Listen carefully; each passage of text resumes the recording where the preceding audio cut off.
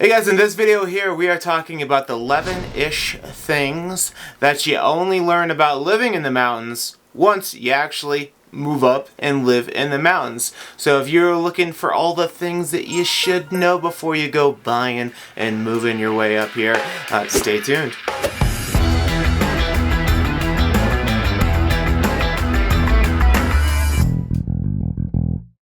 Hey guys, welcome back to the channel. I am Sean Murphy and this is... I'm Josh O'Shea. We are real estate agents with the Moxie Denver team, real estate team here in the foothills, but let's just get on into this super sweet list here. And you know what's been bugging me about moving up here? Well, maybe some of those little bugs. Those little stink bugs. So we don't have mosquitoes up here, which is really nice if you want to sit out in the hot tub on a starry summer night, or the winter for that matter. But we do have these little bugs that when I moved up here, I'm like, Josh, what is this? Yeah, that little guy. Yeah. So we have a couple of different ones that you're likely to see up here. One is the conifer seed bug. Yes, so the western conifer seed bug is this tiny little beetle that looks like bark. It lands on trees, enjoys its little habitat right out there, but it loves to come inside your house. Yeah. Loves to hang out with Very you. slow moving, very docile, and they love to die on the carpet. Yeah, that's where they kind of end up here, is inside your home. But they're actually extremely friendly and do not cause any harm to you. You can just pick them up by hand and let them go back outside. But you will definitely be seeing those inside your home. The one that we don't like is the pine beetle. The pine beetle. So that little black bug that you see, that's the pine beetle. When you see that in your land, you want to exterminate fast. Get out of here. Get out of here. That beetle is going to burrow its way into all of your pine trees and it will kill them all. So once you see one tree go that you're like, why is that tree all of a sudden dead? It will spread. That pine beetle is going to move to tree to tree to tree. Exterminate that one. Alright, next thing that you're going to discover is that your relationship to the sun it's really hot and cold. When the sun is out, you absolutely need a pair of these. You need some shades. Josh, do you have yours on you? No, I left them in the truck. Well, that's cool. I have a pair of these. Oh, well, that's convenient. Look at that. Yeah, look how good you look. So the sun affects a lot of different things, like with your house especially, your location, your position of the sun. It's going to affect like how you heat your home, how hot it is in the winter, how hot it is in the summer. You know, sometimes if you have a lot of south-facing windows like your house. Yeah, when that sun cuts across in the wintertime, it's not like summer. Summer, that sun is going to go over top of my house and then set below the mountain range. But in the winter, it crests the mountain range the entire time. So I get direct sunlight into my south-facing windows all winter long. And it's crazy. It could be 20 degrees outside, but with the sun out up here in the mountains of Colorado, that sun will cook my house to 80 degrees. It is a very unique space to be like, oh, I don't even have to turn on my furnace when it's 20 outside because that direct sunlight is heating that home. And it affects all things. It's going to affect how the wear and tear of your house, because we get so much sunshine, which is amazing. But if it's just beating on your floorboards, like you said, you have bleached floorboards. My floors are bleached. I have my decks get bleached. I have a couple of elk mounts, and even the fur off of those elk mounts will bleach with that direct sunlight. Things to consider. Yep.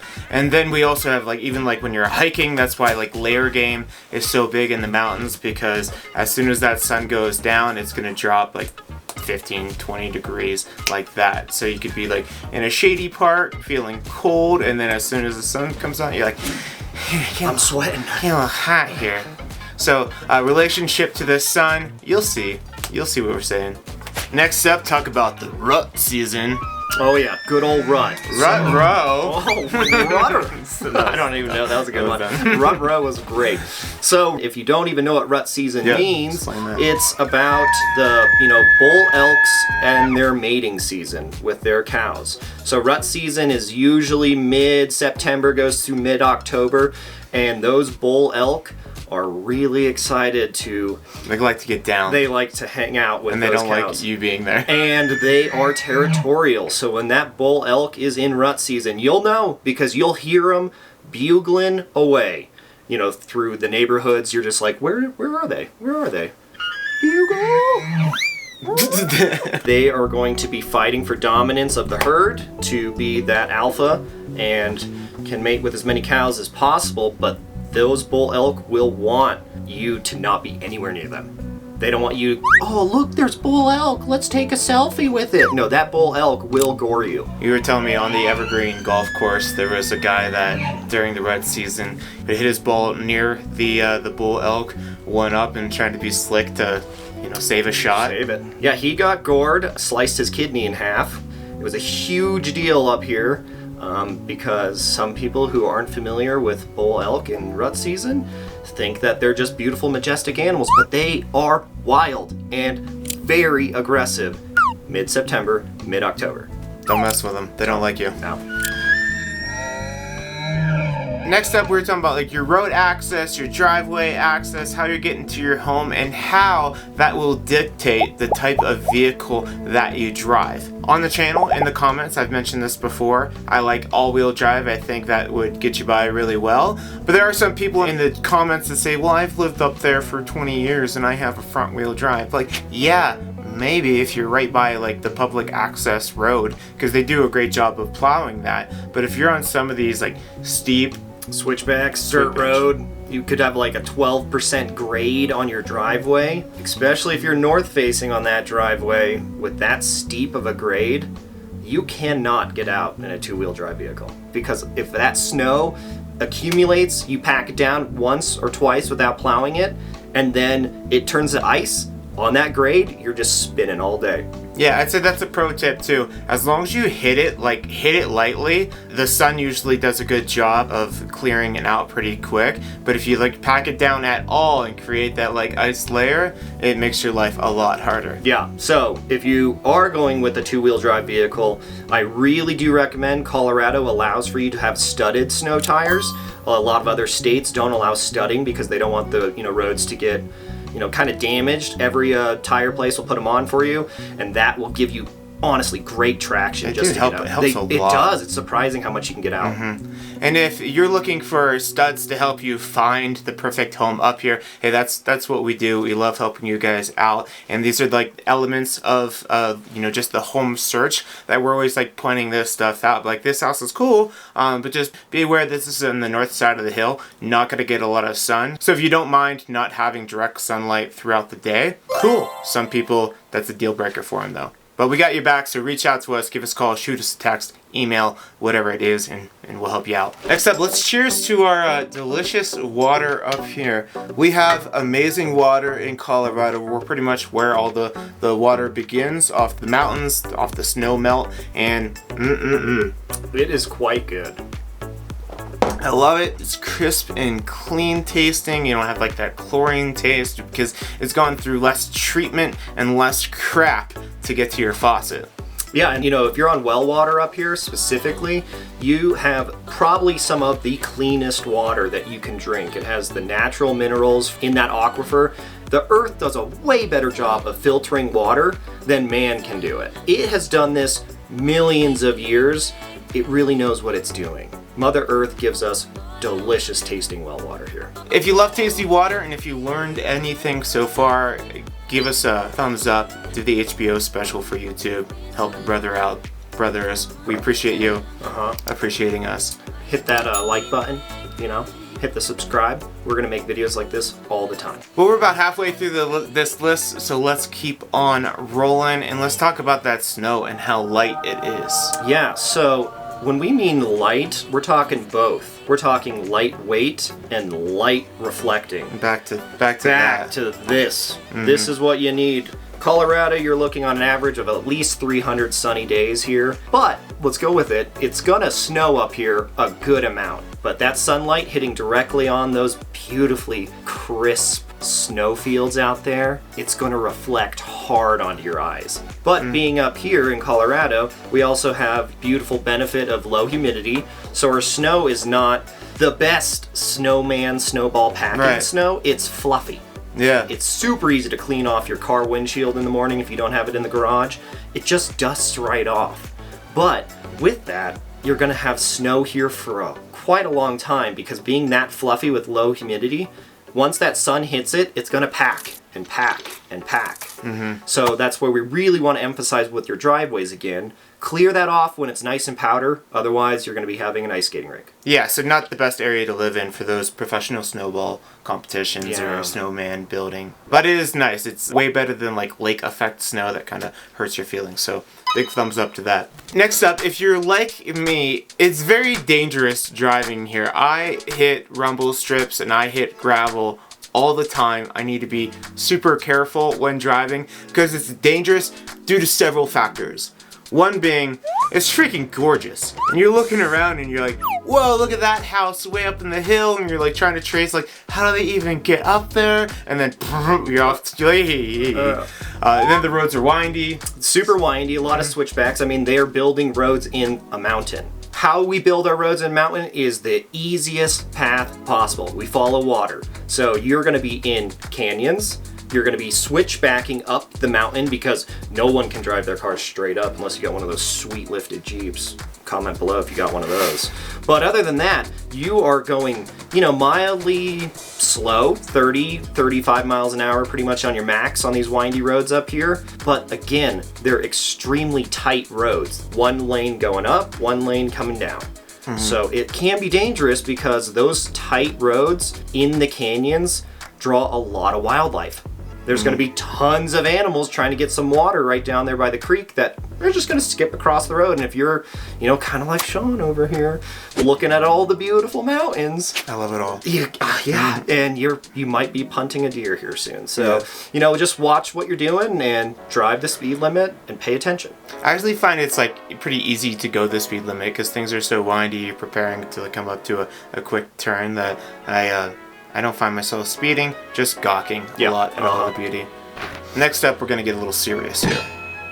Because we're talking about wildfire safety. Because this is probably the biggest natural threat, disaster that you could have on your property. And serious precautions need to be made to keep your home, the area, the community safe. It's a voluntary fire department up here. So we don't have a ton of help if a big fire were to hit our area. So it's honestly on the resident to protect your own home. And what we mean by that is defensible space. Clear cut some of the trees directly around your home within about 100-foot perimeter. That's going to give you the best chance of fire jumping from tree to tree to tree to not be able to reach your home. We're trying to make, a barrier that goes all the way around your house so that the fire will spread around your home and come back if it's going to continually go, but your house is still going to stand. It's honestly on the resident to take care of your house. And that can be challenging on the slope and terrain of your home. So if you're on the north side, you're going to have dense forest. If you're on the south side, you're going to have a little more exposure. But that north side, when it goes, is going to go fast. So the best way you can protect your home is, making that defensible space, clear cutting out those trees within 100 feet of your home, and then past that, all the way up to almost 500 feet, is selectively cutting. Trying to give your tree separation about 30 feet from tree to tree to tree, so that jump, when that wildfire catches and hits the top of those trees and starts burning all the way across, it takes it a lot longer to actually get to you. And the communities do a lot of things to slash days to help pick up and encourage you to clear land. But that is the big threat out here because it's could possibly ruin your home, your beautiful mountain setting.